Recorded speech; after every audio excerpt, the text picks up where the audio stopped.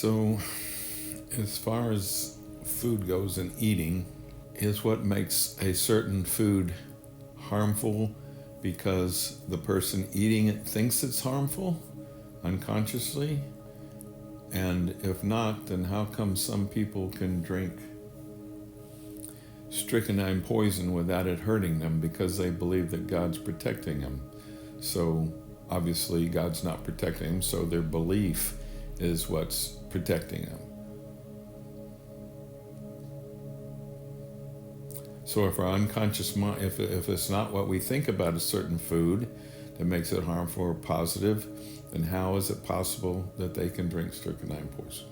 This is a simple case of mind over matter, such as the one Wim Hof that you know of. Mind over matter, you see? Right. So I'm right in thinking that if I think that something is helpful, good for me, then it will be. We would prefer to introduce it in this way. There is conscious eating and there is unconscious eating. Yes. There are things that you eat with conscious awareness and things that you eat in a state of unconsciousness. And energy is everything, as you know. And so we think that you have chosen this new belief system of yours in order to give yourself the permission to eat whatever pleases you. Well, that's not quite right. You're very close, but I do eat pretty well. There are certain things I stay away from, and I do pretty well with that. It's more about something I drink. It's about me drinking a soft drink. And I hold it in my hands, and I send love into that soft drink, and so therefore I believe that it's not going to do anything harmful to me.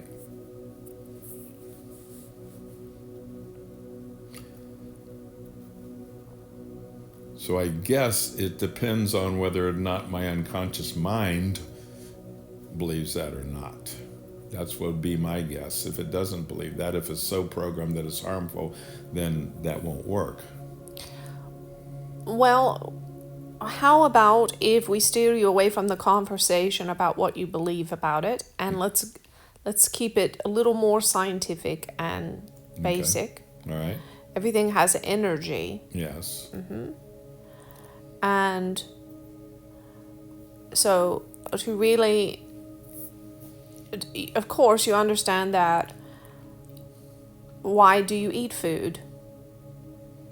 To energize your body, yes? To sustain your body. Yes.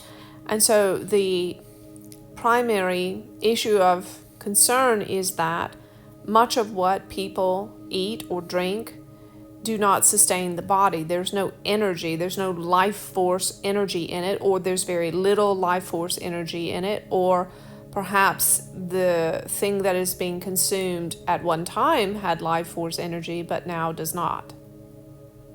And so the question we would ask is, why would you consume anything that does not contain life force energy?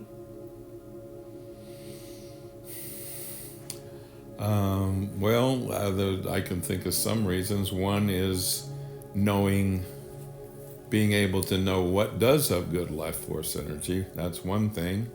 Another is having it maybe being a harder thing to access, and sometimes,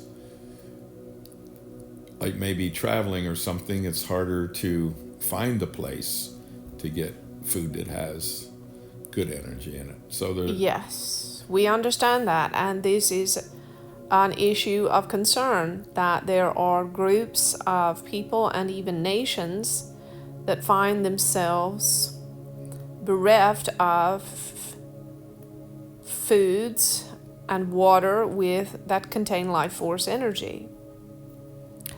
But to answer your question, we can't answer for you, but we can make some broad sweeping assumptions, if you don't mind. Please. People eat foods that do not have life force energy or have very little, and beverages, consume these because they derive a sense of pleasure from them. And some of the pleasurable, not all, but some of the pleasurable aspects of some of what is eaten or consumed as a beverage have addicted qualities. Yes? Yes. And so this perpetuates then the pleasure that is derived, and at times the addictive quality that accompanies that pleasure then perpetuates humans consuming foods and beverages that do not sustain or nourish the body. In other words, they have no life force energy. There is no life in the food or life in the beverage. And so it is up to you if you want to consume these things, of course. Yes? Yes, so what about if 90% of the time you eat good food that has some good life force in it, but just 10% of the time you have a piece of cake or a scoop of ice cream or... Well, we would say that that moderation tends to be more congruent with adherence. In other words, humans typically don't respond well to strict rules.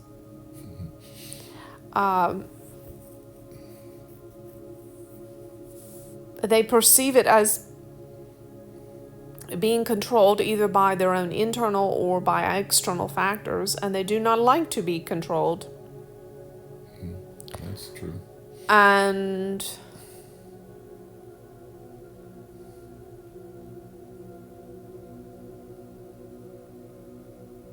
this is at its core, if you want to look at it from a spiritual perspective, is a matter of desire. Yes? I'm not sure I understand that. Well, humans consume foods and beverages that are not good for them, or that we will say, rather than say it in that manner, we will say foods and beverages that do not support the function of their life or add to their well-being, the well-being of their body, because of desire. Oh, yes. Yes? Desire for pleasure. Desire, even food is very often used as a substitute for love. Yes? Yes, absolutely. And so desire is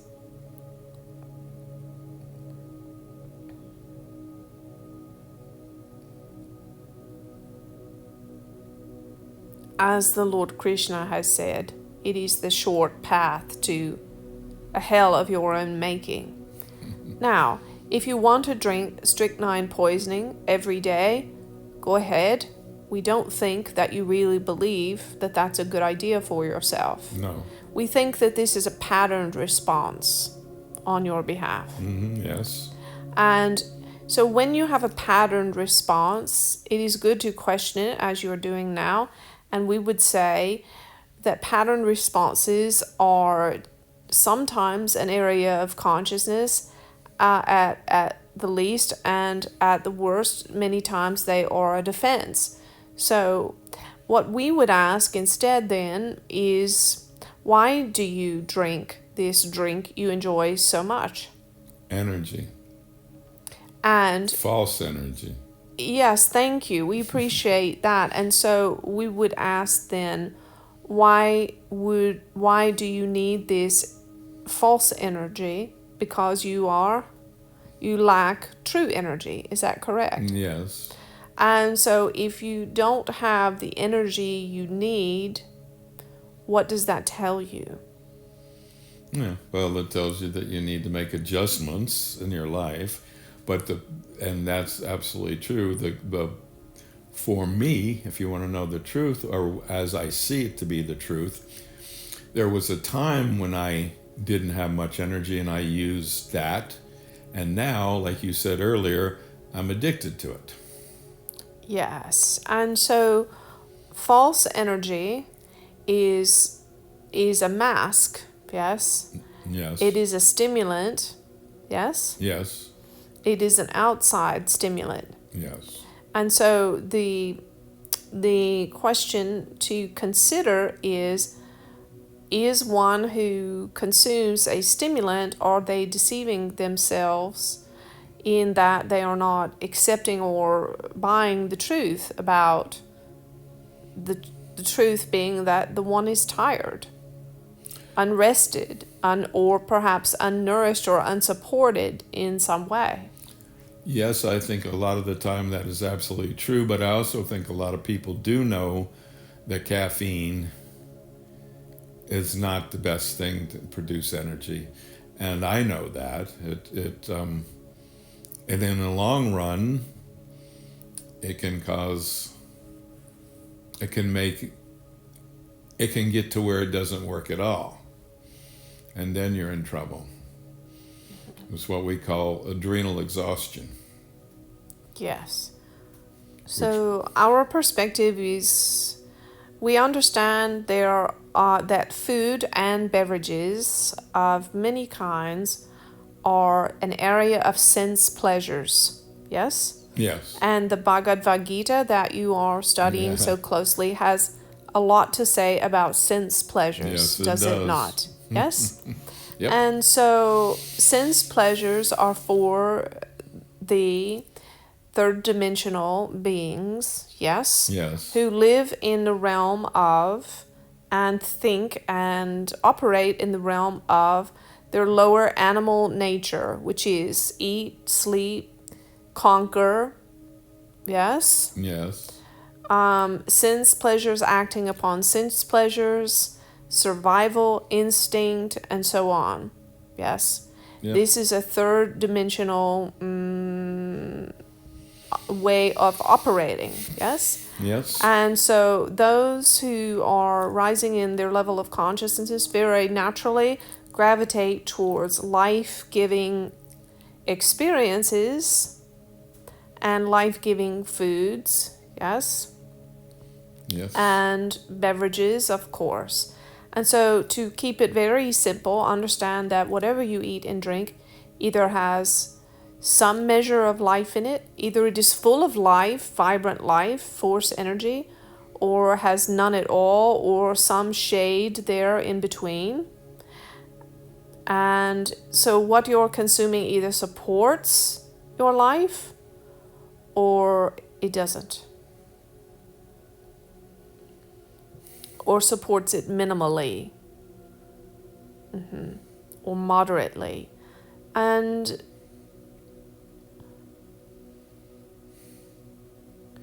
we understand that this is a major inconvenience. Yes. Because of the manner in which your culture has gone awry. Yes. And we would remind you there of your daughter, yes, who has sacrificed her entire lifestyle, yes, to some degree, in order to have access to real, we will say, or as she would say, real food. So we understand it is a big inconvenience. Yes. But understand that every choice that you make has a ripple effect, as is said, if you remember or recall the butterfly effect. Yeah. And so we understand for humans it can seem, in the face of the systems and injustices that are in place, it can cause you to simply throw in the towel and lose your motivation to try to do what is right for you and right for the earth and right for others and so on. And there's no need to try to be a savior and rescue the whole thing, but you can do what is right for you. And this may be an inconvenience, yes. And you simply do the best you can. Mm-hmm. So the phrase that we have here on this planet, everything in moderation, is not necessarily the best way to go. Well, we understand there is some common sense to that, yes, some wisdom, but we would simply replace that ideology with the understanding. The higher level of understanding is everything is energy, yes? Yes. And things either add to your energy or they detract from it. So what you eat, what you drink, does it support your life by adding real life force energy to your being or not? Yeah. That is how we would simplify it. Yeah. And there's no need, if you really want to eat a certain thing, there's no need to rationalize it. Simply eat it. But do it with consciousness and don't lie to yourself about the potential outcomes. No, I don't. Understand there are many on your planet who smoke cigarettes and they say, I know that I might get cancer and I don't care, frankly, because I enjoy smoking cigarettes. And so that is their decision, and that is their free will is certainly respected. So understand that this same way, this is a metaphor for many with food. They know that what they are eating or drinking is not supporting their life, yet they continue to do it. Mm-hmm. Yeah. And some also will protect themselves from the truth by not onboarding information, and in this way they are living in a state of denial, you see. Yeah. And there is a whole other side to this, going back to the butterfly effect, yes, the ripple effect. Mm-hmm. And what you eat affects your financial system. It affects the ecosystem. It affects the animals, the plants, the birds, the sun, the rain, the land. Everything that you're doing as a consumer is affecting, in a small way, the whole system of the planet and of life and of the circle of life and so on. And so, as we say very often through Judah, yes, people look at all the tragedies and travesties of the world and feel hopeless, or wonder what thing they must do differently. Well, and we say, Judah says, love the one in front of you. Well, the same applies here to your food. You see, there is a lot of unhealth, dis-ease, injustice in all of it, but you simply just make the very best choice that you can for yourself. You look at what is in front of you that you're eating, and you ask yourself, is this the highest choice for me? And you do the best you can, and the best you can is always good enough. And if you don't want to do your best, if you want to indulge your shadow side, there's nothing wrong with that either, but don't lie to yourself about what you're doing. That would be our recommendation. And be willing to accept the consequences of what you do. That is all. Yep.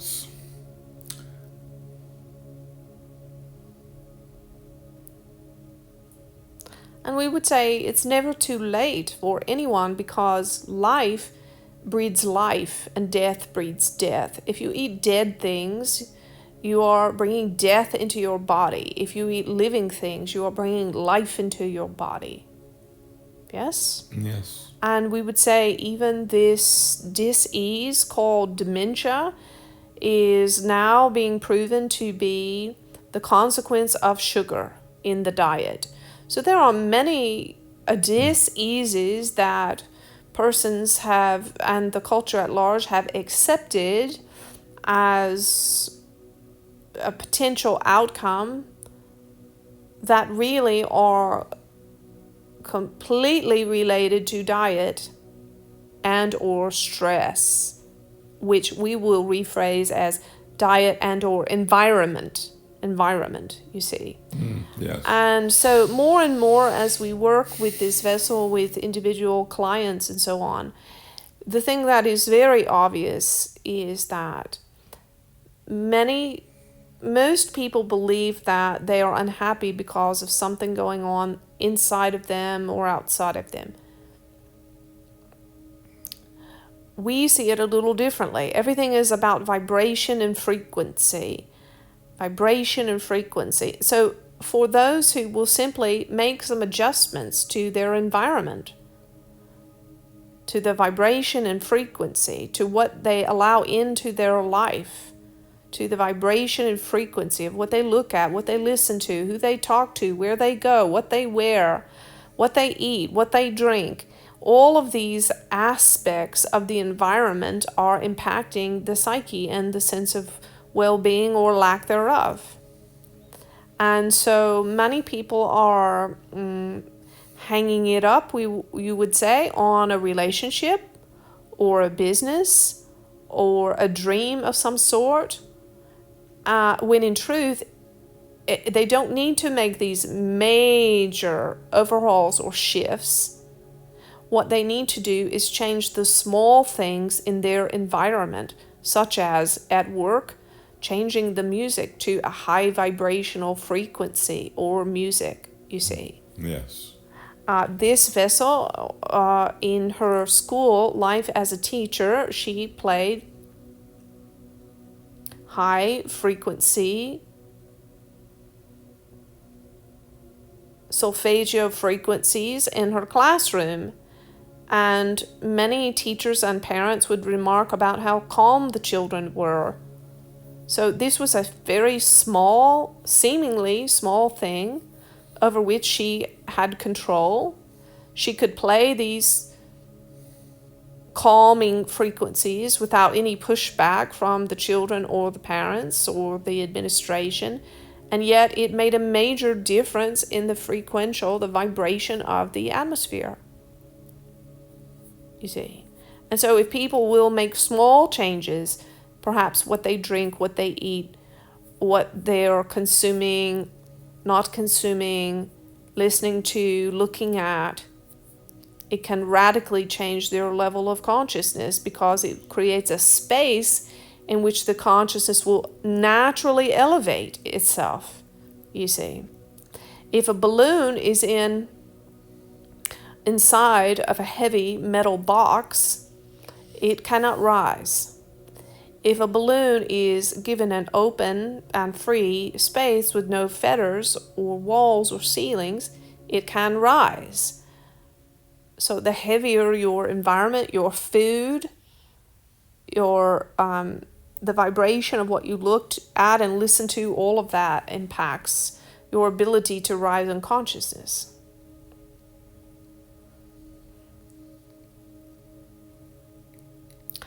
And we would say to all of these things, when one faces the injustices or the difficulties or the challenges of any sort, whether it's personal or collective, a big hurdle to overcome is simply this belief that I can't change or this can't change.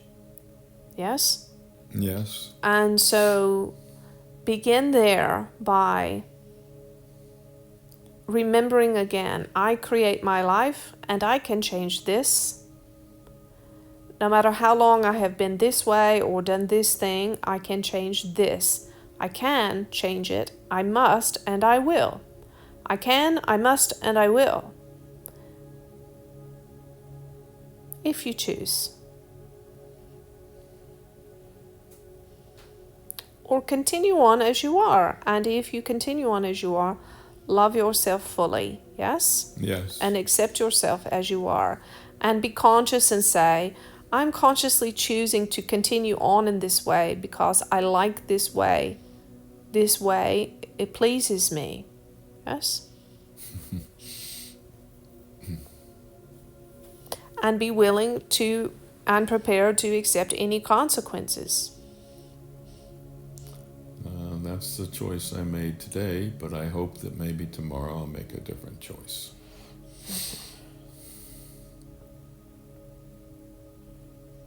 Could we like this conversation very much? Thank you. Thank you.